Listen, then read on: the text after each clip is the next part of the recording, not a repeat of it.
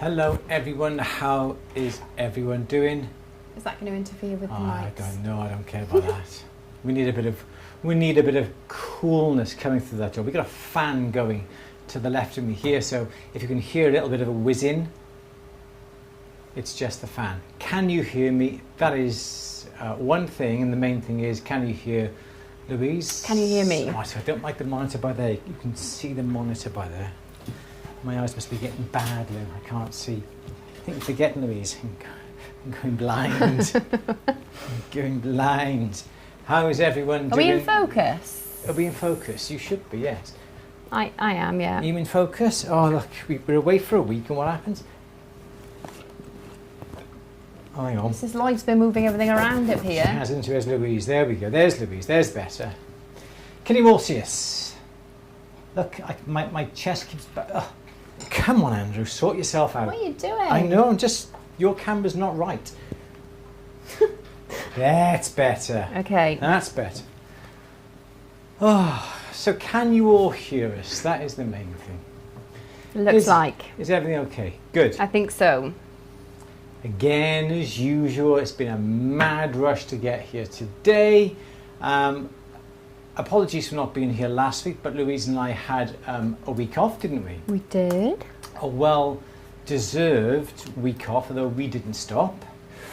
I have to excuse, I've got no apron on today because I am absolutely boiling hot. It is really hot here today. We've got a big fan to the left of me by here. So apologies if you can just hear a faint little buzz from that. Do apologise. Anything we need to say though? Ooh, yeah, lots of things, but I can't remember them now. I got some stuff to show you. Excellent. A bit later on. So yes. Good. Let's put that on auto so it's a soft. Okay. Feels like a sauna in Barry at the moment, is it, John? Or you ought to try being in this little recording studio. It is beyond, isn't it? It is very, very hot. Oh, I get it. Whilst we're doing our preamble, there is something I might need some help with. My earrings. No, from everybody watching. Okay. I bought myself a pair of earrings. You did. From like a boutique place. Gallery? Gallery, that was it. Gallery, yeah. And I was actually looking for something else when I found them, loved them, thought about it, couldn't stop thinking about it, went back and ordered them. And they were bargain, they were only £15. Everything I buy is always £15. It's always, when Andrew asks, it's £15 every time. Yeah, £15. So anyway, I bought them, they came, but I don't know who made them. I'm 99% sure they're handmade. They certainly look handmade. They're absolutely stunning. They are silver hearts with cold enamel, a cold enamel heart. Yeah.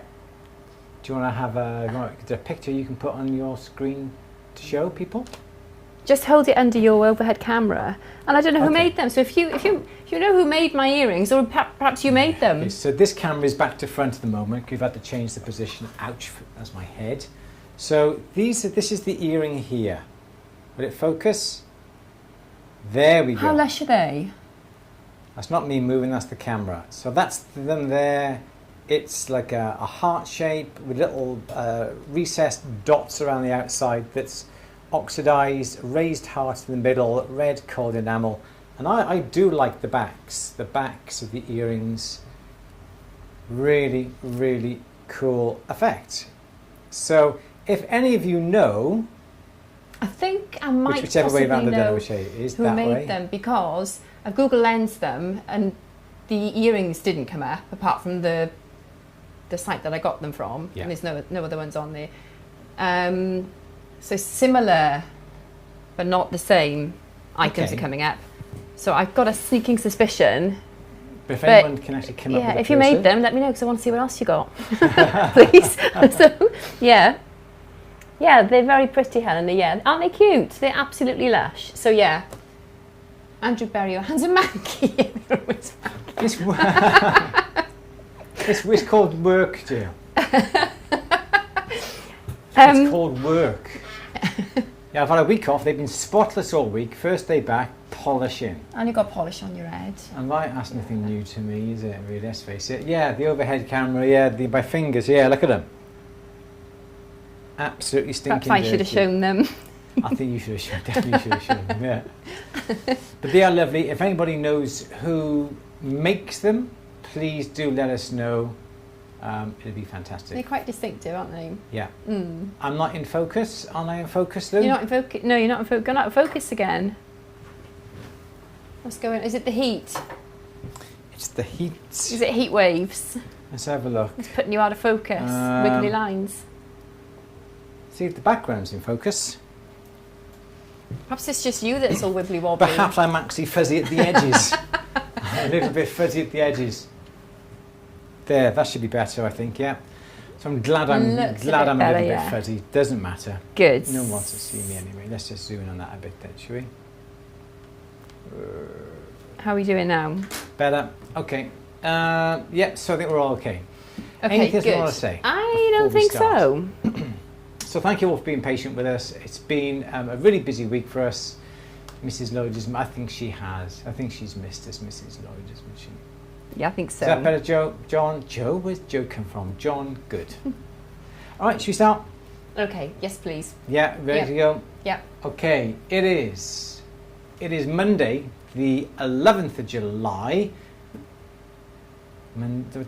Time for our Q&A. Monday, 11th of July. That's what I need to say. He has a week off. I don't know where I am. It's Monday, the 11th of July. It's Monday, the 11th of July. Time for our Q&A. It's 4 p.m. Louise, let's have our first question. Oh, please. I didn't have the question. 1 week off, all out the window. Okay. Oh, Janet's saying it's boiling hot in Fuerteventura too, I bet. Fiona's got the curtains pulled so the heat stays out. Yeah, I did that this morning as well. I kept the bedroom window and I set the curtains shut so that it stayed, yeah. Okay, thunderstorms this afternoon and possibly tomorrow. Thank goodness for that. Cool. Phil was going to do some casting today, but turning my furnace off. But not turning my furnace on. That's a very good idea. Stacey hasn't done any jewellery making since finishing the wedding rings. Stacey, I'm going to show your wedding rings next week because I've got a few things to show this week. Been doing repairs. We did the floor in the camper last week. Yes, fab. Cool. Okay. Questions. Anybody got any questions? Sorry, I should have found the first question earlier, shouldn't I? Do we have any questions? Okay, Phil, brilliant. How long can you leave silver in an electric furnace at pouring temperature? Would it be okay to leave on while you do another sand casting mould, 10 to 15 minutes, or turn it off? I turn it off. No, I think you should be fine with that. You can leave it on. Obviously, it's good to have it at the right temperature and to allow the inside of the melted silver to get to the same temperature as it's outside. So that is good. 5 minutes, 10 minutes, I think you should be fine. I don't really know if there is a maximum time, to be honest, but if you got it on for 10 minutes whilst you, because at the end of the day, it's going to cost you, it's going to cost you more in electric, isn't it? If you're going to turn it off and then turn it back on again. So I think leaving it on for like 10 minutes, 15 minutes max, I think you should be fine. And it's easier to keep the silver at the molten temperature than it is to keep raising it up from a lower temperature. So yeah, you should be fine, Phil, not a problem. Yes, Liv. Okay, G Major is saying, I've seen technique where people set a ton of melee round diamonds in casted pinpoint settings. Could you help show the technique? I've tried it but can't seem to get it to every fit correct.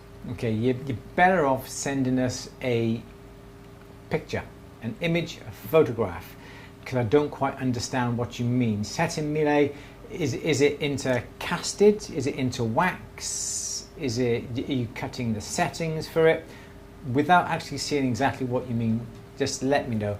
Obviously, here's the email address here. Send an image to Louise at andrewandlouise.co.uk. Send me a speak, please. I ate them all, sorry.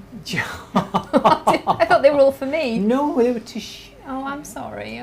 Send us a picture to Louise at andrewandlouise.co.uk and then I'll certainly have a look and come back to you on what the best thing to do with that is. Is it melee? Melee? Melee, yeah. Okay, say melee. Melee? Melee. I'm just Potato. I'm just thinking of the brand, the. Melee. Anyway, let's go back. Okay. Let's carry on. Let's carry on. Wolf V is saying, do you guys usually test your pure silver? I've been buying it from different places and it really is pure.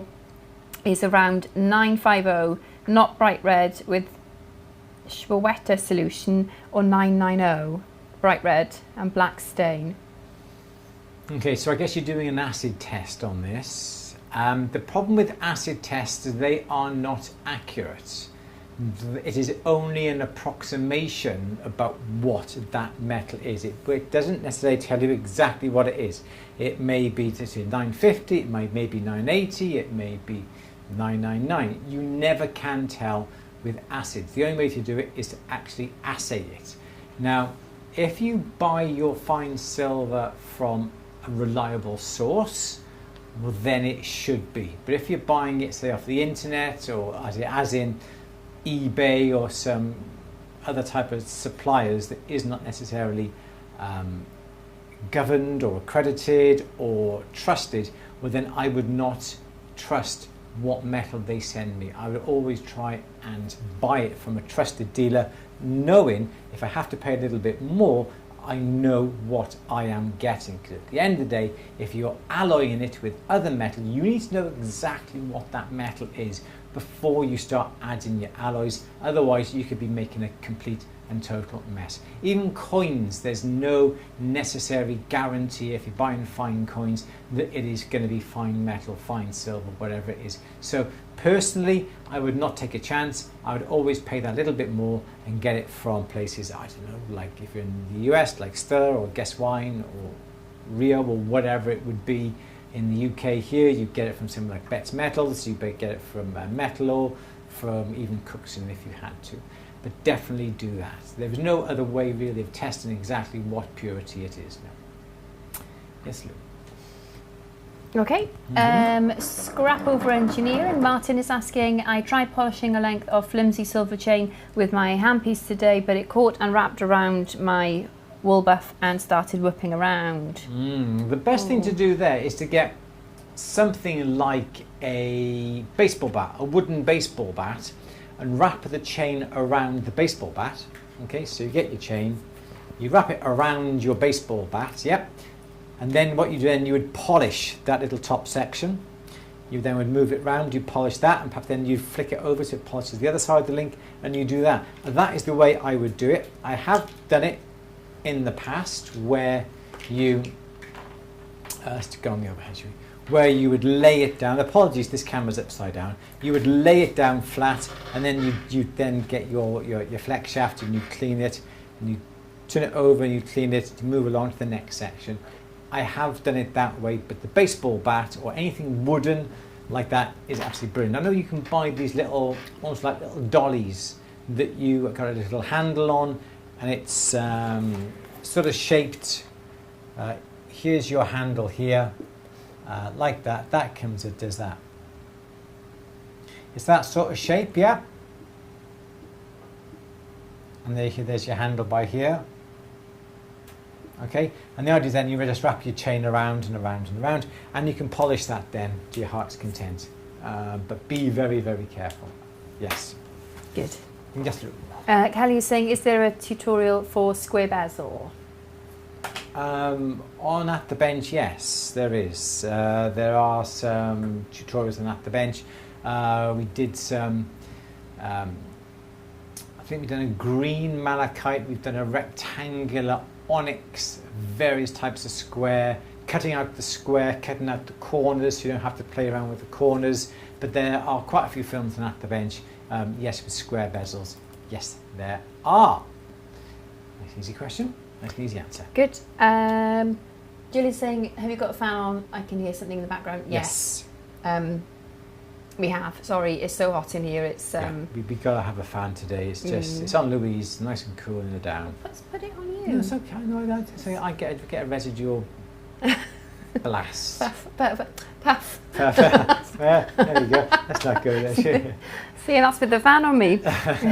Otherwise the heat would really get to me. Yes, should you turn it down a bit? Just turn it around a little bit. I'll turn it down a bit. Go on, keep going. It's just too hot now. We have to have it on. It really is just stifling in here. Absolutely. Isn't it? Yeah, there we go. Have to have it that, I'm afraid. Oh, can we put it? That's all right. Yeah. As long as it's moving the air around, that's okay, isn't it? Yeah. I'm sorry if it's a bit noisy. It's on the lowest setting, so apologies for that. Okay. Deborah is saying, do you have a film showing how to make a basket setting for an oval faceted stone? Again, these are all going to be on at the bench. Oval faceted, yes. I can't remember off the top of my head what we've done, but we have covered oval faceteds. Yes. Oh, on at the bench or at the bench? YouTube? At the bench, that would be, yeah. I wouldn't do them for YouTube, but they'd be on at the bench. Absolutely. There should be stuff on there. You basically make a round tapered cone. Then you would come along then and squeeze it so it's oval and it's slightly tapered, and then you would come along then and do your little cutouts. Yeah. If you want me to point you to any films on At the Bench, just drop me a line, louise@andrewberry.co.uk, and I will send you the links directly to the films that you're interested in. Yeah, but they should be on there. But you can pop something in the search bar, can't you? But you can always email me and I'll send it to you. Also, there's a section on making settings, so it should be on there. But yeah, sometimes it is a bit. Yeah, if you don't want to search, let me know and I'll send it to you. Yeah, thank you. Okay, Kristen is saying, how can I fix a small scratch in the beautiful slate grey patina I applied? It's small but noticeable. It's flat. So the only way that you're going to be able to do this is obviously you're going to have to remove the patina, and usually there's your surface. Looking at the side of it, when you scratch something, you'll make a mark, but that mark is usually what metal gets depressed down here, gets sort of pushed up on either side, a bit like that. So what you need to do then, this camera a bit low, what you need to do is get a burnisher. You need to burnish this bit back over this way, and you need to burnish that bit back over. Okay, so there's your surface. You've slipped and you've made a bit of a groove here, but this has displaced the metal. All right, so the metal's out here. So what you got to do is push this metal back this way as best you possibly can, burnish it back over. It's not going to be perfect. You're going to be left with a bit of a dip like that. Then you really do have to then burnish this metal here towards the center. And this is the only way you're going to be able to do it, is to burnish it. You should be able to get a pretty smooth surface. Then if you get something like a flat-edged pumice wheel, you can come over the whole surface with it to try and flatten it out the best you can. Then you're going to have to then repolish it and reapply the sort of liver sulfur patina that you've got. But that's going to be the only way to do it. What you don't want to do is when you've got your little bit of a dent going on, what you don't want to do is start to polish it, because as you polish it, it's going to take away this edge, it's going to take that edge, and what you're going to be left with is a big divot like that. But what you need to do is to push these little bits back in, to fill the hole, to push all this out, yeah, and you should be fine. It is going to show. You very rarely ever make it totally unnoticeable, but I think it will show. But if you can do it that way and burnish the metal, you think you should be pretty much good to go. Okay. Yeah. Good. Phil has just ordered a gem loop. Thanks for the recommendation. Cool. Excellent. Oh, let us know you get on with it. Yes. Fab. In fact, now would be a good time for me to show my photos. Should we show you photos? Would you like to see my photos? Louise has some photographs to show us. Okay, my first set of photos is actually from Phil. Hey. So, Phil, let me just get my information up here, made jewellery some years ago. Lots of things happened, basically. But he had a really nasty accident and actually severed some fingers. has recently gone back to making jewellery now that he's getting the feeling back in the fingers, but wanted to kind of prove to himself that he could still do it despite you know what had happened. So anyway, these are the amazing results. So if Andrew, you can share my screen. Thank you very much. There you so go. hang on, let me just get the information up. Information. Where to is it? Oh, sounded Welsh then, didn't I? Where to is it? Where to is it? Phil, yes, set himself a task to see if he could still make jewellery after slicing 3 of my fingers. Basically, he wanted to show everybody what can be done. Melted down an old 9-carat DF ring along with some 9-carat scrap and made the 2 bits below. From there, Phil worked the metal in rollers, annealing all the way until I got a usable square bar around 4 mil square. Could have cast the whole ring, but wanted to see if my fingers were strong enough to enable me to fabricate the ring. So this is what Phil ended up with. Wow. How fabulous is that? And ground out the divots with burrs and files, etc. As you can imagine, it was a bit of a task. This was, bearing in mind, this was his first job back at the bench after this accident. Isn't it? Yeah. I think it looks amazing. So he's made his wife and himself a pinky ring from each of the cut-offs. That's amazing. So what do you all think of that? How cool is that? That is really awesome, isn't it? Yeah, I'm just so impressed by that, and just determination, and I think it's amazing, yeah. Very good. Very good. Like the so, texture. yeah, I mean, I'd love to know... Oh my goodness. So Phil, there's another Phil, who had oh my gosh, had an accident, lost his leg. Best Phil's a very accident prone, goodness me. Wow, so yeah, this is absolutely amazing, and I think, really you know, onwards and upwards now, Phil. I think, you know, you've done this and it's fabulous, so it's just, yeah. Really good, love that. Just keep on going now, definitely. Yeah, brilliant. Very good indeed. Yeah. Very impressive. Isn't that cool, yeah. Brilliant, that is so inspirational. I'm super chuffed with that. So, going along the same, well, it's not the same theme, but I've also been talking to Valerie, who has actually adapted a technique. So let me again just get my information.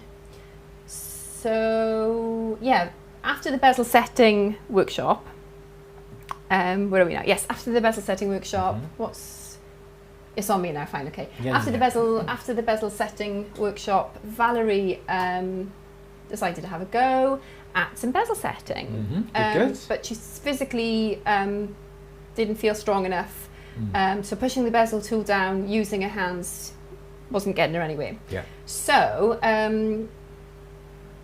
yeah, she wasn't sure what to do, but she refused to be defeated and got out some scrap leather, salvaged from an old leather sofa, put it on the tabletop, so that the bezel wouldn't slide around, put the tool sideways on the edge of the bezel to use both hands, one on either end of it to steady it, and at the same time used a couple of fingers to stop the bezel moving.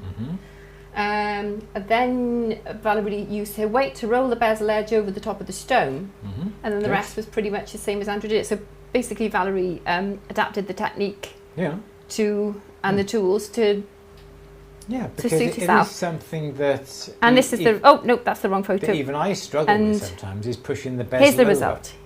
Yeah, sorry. Yeah. So... There we go. So then... Oh, hang on, you've gone now, Louise. Hang on a second. You're Come back. back. Where have you gone? Your fade to black's on. There we go, that's better. We're back. Yeah. How cool. Look how neat these are. Really good, and the points of the teardrops looking good, nice and tight as well. Yeah, these are fab. Here, look. But it is just adapting what you've got. You know, there is no, I suppose, right or wrong way to use the tools. Everyone will adapt them in whatever need they find works. Yeah, as long as you're adapting a technique or using a tool safely, there's absolutely no reason why you can't just do it your own way. If you like, say, if you're using it safely and getting great results like that, that's what matters, isn't it? I mean, if you're unsure as to whether something's going to be safe or unsafe, just get in touch with us and we can. At the end of the day, as long as you get the end result, it doesn't matter really how you got there. Yeah. Does it? Really Yeah. good. So yeah, Valerie and Phil are my two superheroes this week. Very good. Yeah, fabulous. I just love the adaptation and innovation. Yes. Yeah. Totally. Excellent. Exactly. I got one more. Yes. I've got one more. Okay. This last one is David, who made a draw bench. Oh yes. Look at that. Hang on, ready? Yep. That is awesome. How cool is that? Nice garden as well. That is Lovely. that is a bit of ingenuity there. Yeah. On a Black How and wicked Decker is that? workbench. Yeah. Hang on, I've got some information on this. Where are you, David? There you are. Quick snap of mine. The only purchased bits were a metal table leg from B&Q and the steel wire. Everything else from skips or offcuts from other jobs. Fabulous. That's fantastic, isn't it? Well, I always have a nose in a skip. I used to have an allotment, didn't I? So yeah, you can basically build everything you need in an allotment There's from a skip. ingenuity of that, isn't it? It's cool, Yeah. isn't it? It's mounted on a Black and Decker workbench because of lack of space, but I love it. I just love it. That's cool. Again, it's the ingenuity. At the end of the day, if it works. If it works, it's fit for purpose, it's perfect. Yeah. Yeah, that's so cool. Really like that. Really good. Excellent. Yeah. Thank you, David, for that. So yeah, thank you guys for the photos, and that's amazing. So next week I'm going to show you Stacey's. Yep, and if you have anything else that you want to show us, whether it be work or tools that you've adapted or a different way of doing things that we don't even know about, please do get in touch. Don't forget the email address above my head here, louise@andrew.co.uk. Especially if you have like a strength problem or a mobility problem or something that other people might feel is a barrier Yes. that you've overcome, which could help other people. Yeah, let us know, because it'd be great to share that, wouldn't it? Totally. It's Yeah, really brilliant. good. Good bit of ingenuity there. Well done, everyone. Yeah. Really good. Phil tried Andrew's technique for using your feet to pull through the draw plate, but had to use my knees though because lost bottom of my right leg. But using your knees, perfect. Yeah. Well, same thing. Yeah, brilliant. Yeah, excellent. Yeah, that's cool. That's exactly what we want to know. Yeah. Okay, good. Fab. Shall Cool. we have another question Yeah, then? thank you guys for them. They are amazing. Yes. Good. Okay. Fran is saying, what gauge gold wire for a nice masculine men's chain? Not too thick, but strong enough for a pendant and wearable for every day. It depends, doesn't it? Where's my gauge? Where's my bit of paper under here now? Oh, got some bezel set rings under there. Find everything down here. Yes, so gauge-wise, it depends really upon the link, doesn't it? If you're making big sort of curb links or cable links, you're going to have to be having something around about 1.5 millimeters. So what's that? 25 gauge. It's a very hard question to answer. If you're having lots of individual little links, again, like a cable, or you want to twist them to make a curb, you could come down to something like 10, there's 19, 16. Do you know what? I'm not quite sure. I need to print out the left-hand numbers of this gauge. 18, 17, here we go. Hang on. What have we got? Louise, I don't know what I'm doing here. This is my, I really should get this. Look, I'm actually missing the left-hand numbers of my table here. So 18, 17, no, is that 2? I don't know. Where's my table? Someone help me here now. Sorry, I was... No, it's okay. Is there gauges on my... oh, gosh. Anyway, I will say 1.2 mil for a nice big link chain, 1.3 millimeters, coming down to perhaps 0.8 if you're using lots and lots of little links. But I must print out a new table, because that's absolutely rubbish. Look at it. Look, the left-hand numbers are missing. You're giving this back to me as if I've done it, as if I'm somehow responsible. It's to remind me. It's to remind me to print out a new one with the complete numbers on it. Or if anyone has got a table, you can just send it to me to save me the bother. That would be brilliant. Thank you. Shameless scrounger, you. Okay. Yes, get on with something. Do you want another question? Yes. Gillian is saying, what's your video about making an ice hockey stick? In it, you asked what the bottom part is called. Being a long-term ice hockey fan, I can tell you it is called the blade. Should have asked my daughter that. She would have known. Okay. Janet's saying, remind me again, my granny's heart locket that my late father lead soldered on the broken jump ring and bail. I filed off the lead. Can I solder a 925 jump ring onto what I think is all silver?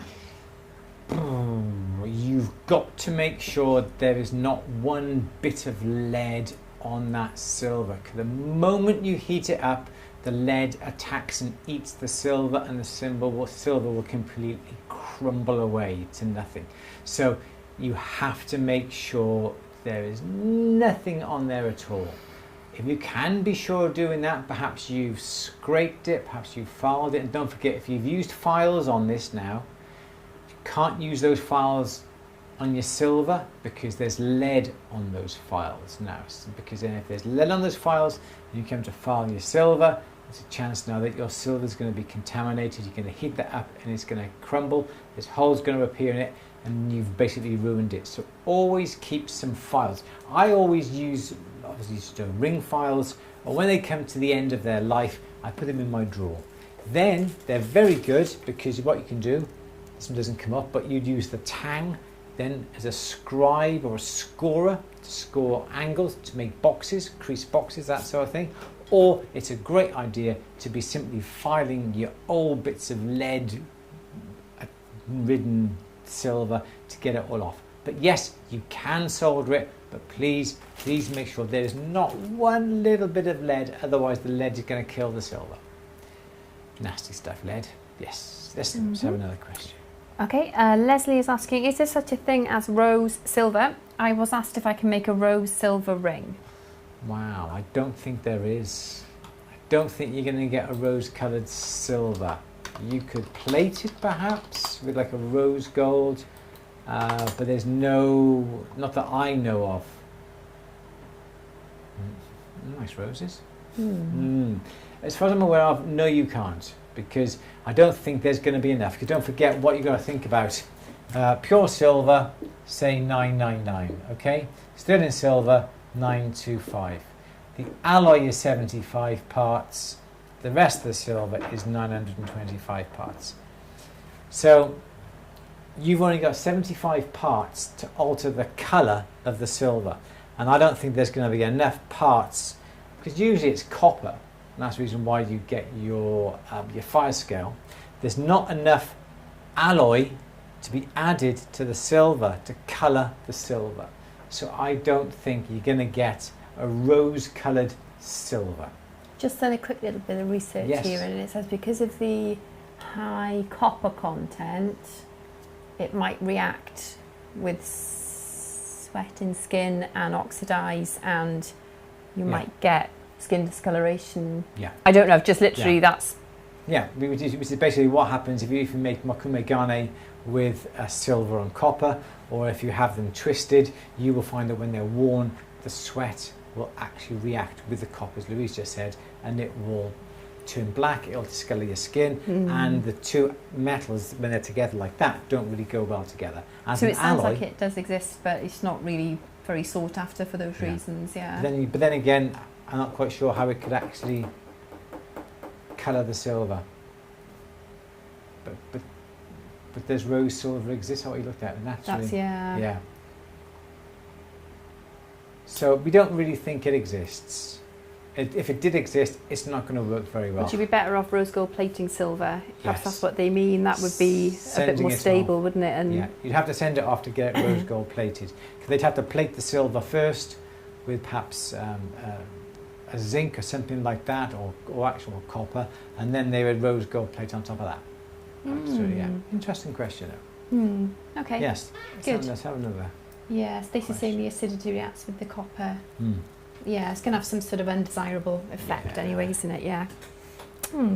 Okay, good. Oh, I learned something there as well. I always learn loads of things at the Q&A, so. Oh, I learned so who really? Okay. Let's have a look. Where did we get to?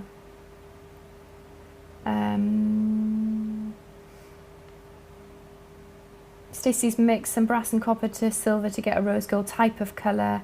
Turned out a nice colour. Good. Okay. Janet's saying YouTube cleaning videos suggesting hot water, silver foil and bicarb to clean silver items. Is this better than silver polish? What's the chemical reaction? No, it is a chemical reaction, and it is something that people do try, but it's not something that is what's the word I'm looking for? It's not something that I'll say us jewelers do, because you don't need to do it that way. For the layperson, yes, it's great, it's ideal. It's not good for the silver though, so I've been told.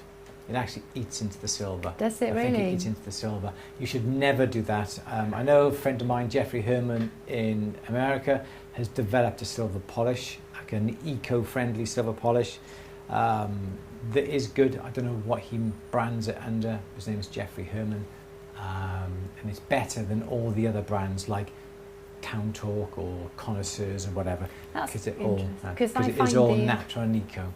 They stink of egg, don't they? Which is by the by, sulphur, but sulphur, yeah. But then, as soon as you dip them, they're lovely, and then seem to just go tarnish 10 times faster, don't they? Yeah, absolutely. Yes, so I don't think. Yes, people do promote it because it's great to see. It's great you see in the antique markets. Perhaps they will show it. It's great showing it on YouTube, but it's not a professional way of cleaning the tarnish off silver. No. Okay. Good. Okay. Michael's saying get a couple of ice packs. Oh, and your chat jumps around. Where are we? Oh, that's so annoying when that happens. I'll put it in front of the fan. Ice packs. I think he said put. Oh, here we are. One on your lower back and one under each feet, and cool your whole body down. Wrap them in a towel if they're too cold. Good advice. Thank you, Michael. I was going to say put one under each armpit. All that, yeah. But your wrists, apparently, if you could put your wrists under cold water, because that cools you down fast. I don't know whether that's why true. Does it cool because you down? it's thin, it's very thin skin there, isn't there? So yes. it's close to your Yeah. blood supply, and It's close to the surface, yes, Yeah. isn't it? So yes, yeah. So it cools the blood, yeah. Yep. It takes it into the heart then as well, cools you down. That's right. That's right, my heart's cold enough, it's fine. I don't need cooling down anymore. Right, Fran is saying I'm seeking to make a men's gold chain to hold a hand fabricated pendant, not too heavy. Chain made from gold. Any tips for gauge of jump rings, simple clasp and simple bail? The bails are simple. You just get a sheet. So basically here is your, oh, it's red. You get a sheet of metal, okay, and you cut out that shape, okay, out of it. Like a big lozenge, like that, okay, so here's your sheet. Yeah, like that. You bend that over into that shape, like that, okay. So it's that shape, then you can solder onto here, whatever your shape is, and then your chain then runs through there, okay, so that's that way. Okay, so that's that. You fold it across this line here, and then you've got a bail. Really easy, really, wrong one, really nice and simple. Simple clasp, you could use a sister clasp. Again, 2 pieces of metal. Okay, so there's 1 piece, another piece of metal on top like that. Make up a sister clasp, make a hole, drill a hole, and then make a sister clasp that would be like that. Okay, cut that out of 2 pieces of metal. So you've got 2 pieces of metal like that. So the one sister clasp would go around like that, and the other one then would come round like that. Okay,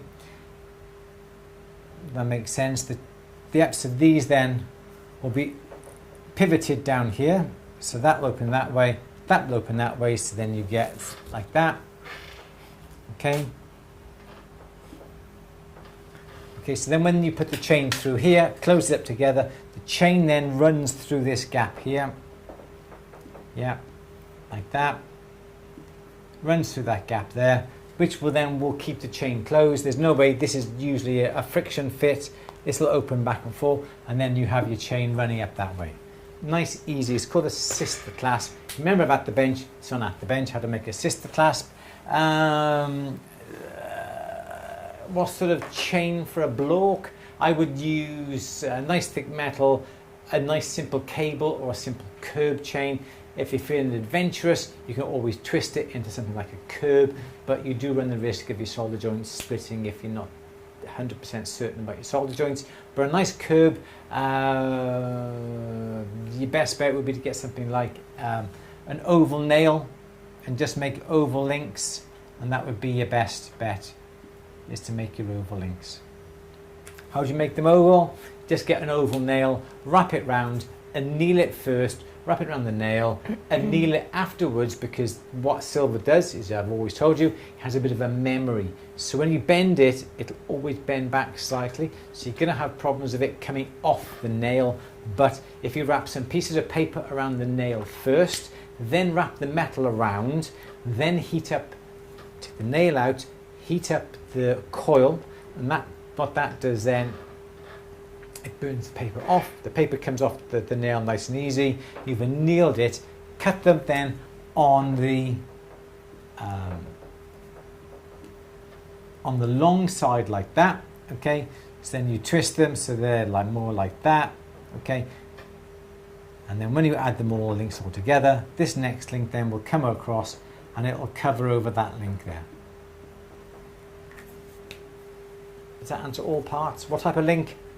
Trace, cable as they call it in the US, sister clasp, bail, nice and easy, no problem. So don't forget your bail has to be big enough. So this is the side of your bail here. This is your metal.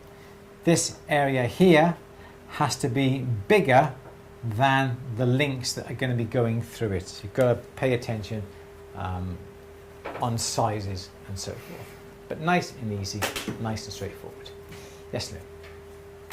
Okay, Mickey is saying, I don't seem to get annealing process right. For silver, I understand to heat up to rose pink and hold for 2 or 3 seconds, then quench straight away, but can't quite soften the metal. Okay, so rose pink is too hot. What you've got to do is, excuse me, is perhaps turn your studio lights off, or a nice dark corner where there's no lights. Put the piece of metal on there and heat up the metal. As soon as you see a little bit of colour come into that metal, take the flame off, or hang on a second. Okay, so what you want to do is heat it up until a little bit of colour. The problem is, if you've got lights, if you've got bright lights or a spotlight over you or a desk light, and you heat it up until you see a little bit of colour, you've really overheated the metal.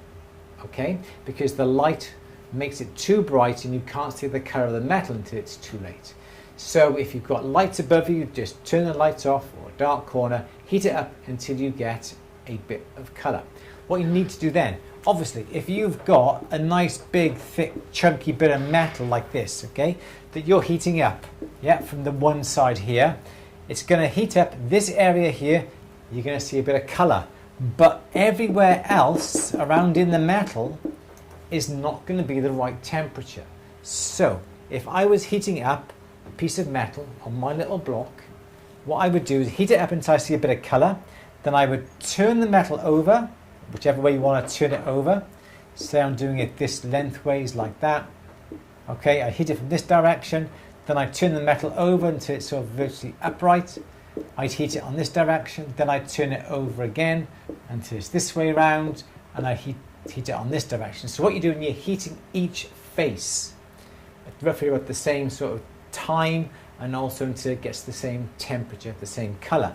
Then what should happen then is that all sides of the metal will have heated up evenly, and that heat then should get through to the middle. Some people will say that you've got to keep the metal turning over and keep heating until the temperature gets to the centre. If you've got a big thick block, it's going to take a lot longer for that to happen. If you've got some thin wire, you will melt the silver. If you're doing anything that's about 2 mil thick, you should be fine just to gently heat it. Keep the flame there. You can keep the flame there for about 10, 15, 20 seconds, allowing the heat to penetrate the metal. But at no point must it be light pink or salmon pink that you can actually see. I've seen far too many instructional videos from jewellery schools and so forth where they show you how to anneal, and what they're doing, they're heating up and they've got lights on and you can see the colour of the metal and it's getting so bright. You can see the surface just starts to shimmer. It's too much. You've overheated it. It's starting to melt. It's starting to reticulate. You don't want to see any heat, any colour if you've got studio lights. If you see a colour, you've gone too far. Yes, Lou. Okay. Bit animated then, sorry. Going back to Deborah's question about the basket setting for an oval stone. Yes. She's saying, I meant a gallery setting using wire. There was one for a teardrop stone, but couldn't find one for an oval. Ooh, okay. I'm not quite sure, but basically it's going to be the same as a round section. So you've got like a round section, yeah, and then you have another one then that's slightly smaller. I would make them round. Initially make them round, okay? You've got an oval stone and it's 10 by 8. Add those two together, that makes 18. Divide that by 2, which equals 9. All right? You make a round circle 9 millimeters in diameter. You can squash it, and when you squash a 9 millimeters oval, it'll become 10 by 8.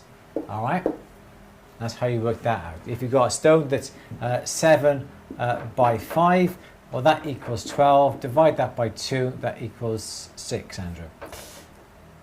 Okay? By the way, is that right? I'm cracking up today, aren't I? What? 7 times diameter, 9? yes, so that's the diameter. That would be the diameter as well, yes. So I had a momentary lapse of concentration then. But yes, so that is what I would do. That gets you your diameter, outside diameter here. Squish it and it'll be the right size. Then you make up another setting underneath, another jump ring. You squish it exactly the same again. So then you've got one side there and one side there. Easier thing to do then is that you've got it looking down top. You put a claw there, claw there, claw there, claw there. What you can do is rest one on top of the other. So there's your jump ring there on top. Put another jump ring on top of that again. Mark these points like that there.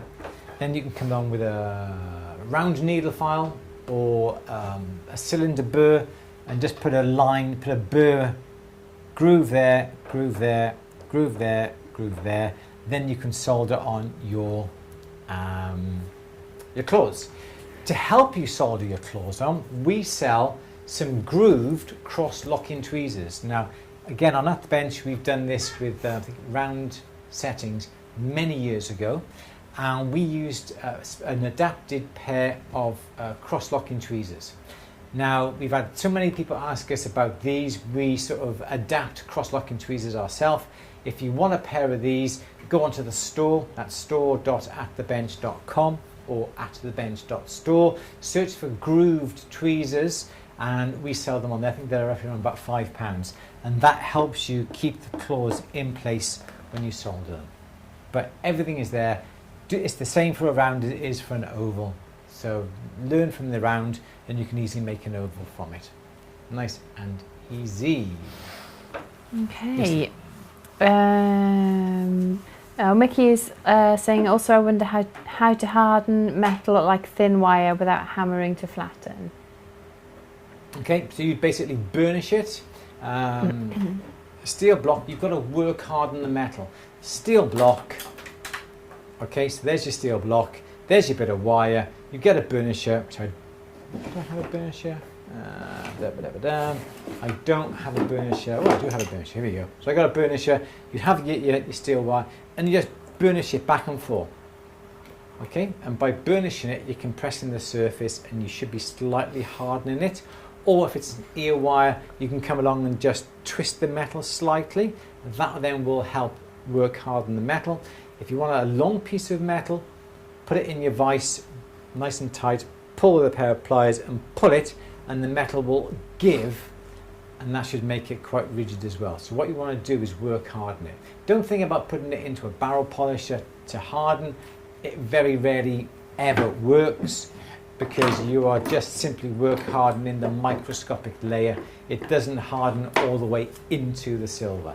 So that would be a good way of doing it. Hammering it is another way, hammering it, burnishing it. If you're going to hammer it or burnish it, make sure the surfaces are going to be nice and shiny as well, because if you get a rough bit of metal, rub it on a bit of silver or a bit of metal, that surface texture is going to be relayed upon the surface or the wire, but make sure it's nice and smooth, and as you burnish it, the smoothness of the burnisher, smoothness of the hammer will impart upon the surface. Yes, my dear. Good. Diane has made a 9-carat ring, lozenge shape, and close set Pave diamonds 1.5 mil. Nice. I got lost with the grains set raising and ran out of grains to raise and set. What can I do to save stones? The thing to do is to lay it out in your head, or get a bit of paper and draw these things out. So the idea is, if you've got, for argument's sake, say you've got that shape and you want to Pave set all that, try and think of a nice layout and what's going to work. You're obviously going to need one stone here, and you're obviously going to need one stone there. Then try and work out then what's going to be the best way of doing this. Perhaps one there, perhaps one there. And now we've got a bit more of a gap, so perhaps we could come up to here, but then we could come by here. Just work out in your head exactly where the stones are going. I've actually drawn it quite easy there, haven't I? That's actually quite pathetic. But that's nice and easy, isn't it? So what you would do then, you would come along and you take away all those between there. So that would be taken away. You take away there, take away there, take away there. You come along here, you take away there, you take away there, you take away there. So what you're left is these little pieces in between where your stones are going to go. Yeah, in between every one. Put a dot with a Sharpie where you're planning. Yeah, this is what you should lay it out on the metal. And what a lot of people will do, they'll get your beading tool, and they would get the end of the beading tool is obviously a certain diameter. That is going to be the same diameter as the diamonds you're going to be putting in, and they will just push down onto the surface with the beading tool where the stones are going to go. But it's this, and then when you do this and take the metal away from in between the settings, start off really thin. There's always a tendency to go at it and get it right the first go. So if, for instance, you're doing say 2mm stones, and there's another 2mm stone there, don't put these too close to start off with. 2mm, 2mm, yep. And you take away this little bit of a gap here. Start off with a small gap, okay? Don't come along and take out a big chunk straight away, because you may take out too much and you don't have enough metal then to put over onto the stones. So start small, remove a little bit of metal between the settings. So these are the holes, this metal here is all raised. Start off small, okay? Then work your way up to slightly bigger. So that is going to be the best way to do it. Then if you've got these little areas in the middle, perhaps what I would do then is get a graver that is that shape, so you can come along now and split the claws there, split the claws there, and you can push that this way, that one that way, and they then should come over, or even do it whichever way, I'm not quite sure there, or do it that way, there we go, that's better. Do it that way, and you can burnish these over onto the, yeah. But it does take practice. You run out of metal because you've removed too much metal. Start off small and you can work bigger. So can it be salvaged? No. Oh. If you run out of claws, there's not much you can really do, unfortunately. If you had like a laser or a puck, you may be able to come along and put new claws on. But if you've taken too much metal off and you've already set the stones, if they're diamonds, you may come along and be able to solder a little wire in place whilst leaving all the other diamonds in place. If they're going to be CZs or anything like that, it's very doubtful whether you're going to be able to solder anything right next to the stone, because the stones are going to discolor. So if you have to take them out, you have to. If they're diamonds, you may be able to come along and just solder a little wire in place and then remove some of that excess solder with a burr, and you should be able to rescue it. But usually, if you do take off too much metal and there's not enough, and sometimes you can even have diamonds and there's just like 3 little areas like that can hold the stones into place. But it does take care. Not a helpful answer, I know, but you just got to go at it slowly. Yes. Okay. Sorry, not what you're wanting to hear. Okay. Do you want another question? Yeah. Last one then. Yes. Yes. It now. 5 o'clock. Yeah. Mert is saying, I'd love to make an organic style pendant in a tear or raindrop shape, ideally 3D, but not sure the best way to go about it. Thought round wire and file, but a lot of waste, thinking I could melt it. You can. If you've got a charcoal block, carve out your teardrop shape out of your charcoal block. Then you can melt the metal. Okay, so there's your charcoal block. And you should be able to carve out your little teardrop shape. Yep, into it. And then if you melt the metal into your teardrop shape, push it down, you've already got a lovely teardrop shape to start off with. Then you can refine it and file it. But as you're saying, if you've got a piece of metal that way and you want to do that, you've lost all that, lost that. So that's the best way to go. Or you can delve clay cast it, but out of a charcoal block, be absolutely fabulous. Do you have another quick question, or was that going to be it? I think that is going to have to be it, yeah, because Jasmine's at home waiting to leave. Is she? Okay, no worries. Yeah. Okay, so right, going to have to finish bang on 5 o'clock today, I'm afraid. Don't forget, guys, if you like the like button, smash the little bell icon. No. Give us a thumbs up if you like this. We're going to have to disappear now. It's 5 o'clock. One day we're going to be able to say, oh, we'll carry on till 5:30. Not for a little while yet. Don't forget, please, guys. Yeah, as you, I can't even read from there. That's why I tried to. Utah, yes, as Utah says. Don't forget, thumbs up. Thank you very much, Louise, for that. So, everyone, sorry we didn't get around to all your answers, and sorry I wasn't helpful on the last question. So I do apologise for that. Louise, do you need to say anything? No, Sandra's saying, are you anywhere near Hereford? Not far, actually. We're about an hour. Yeah, my plane flew over it yesterday and I waved to you just in case. Oh, that's fab. Nice one. Yeah, but yeah, you probably did. Yeah, you could have seen our house from Hereford, most probably from the airplane, I would have thought. Yeah, well, that's cool. Nice one. All right, everyone.